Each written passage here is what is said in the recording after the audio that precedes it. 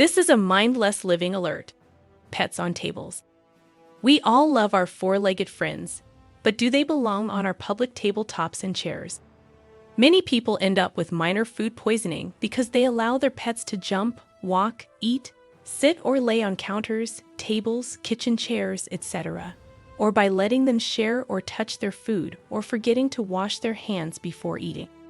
The Mayo Clinic shows it only takes one invisible transfer of fecal matter from your pet or certain bacteria to your hands or food to cause minor food poisoning. This is very simple. Be good to your pets, but always consider them dirty. Keep them off your counters, off your tables, and away from your food. Don't you think it's inconsiderate and mind less of the person using the table or chair after you? A table is a place of respect for human beings to share food, conversation, and love. Four-leggeds need to be on the ground. Send us your mindless living examples. We love to hear from you.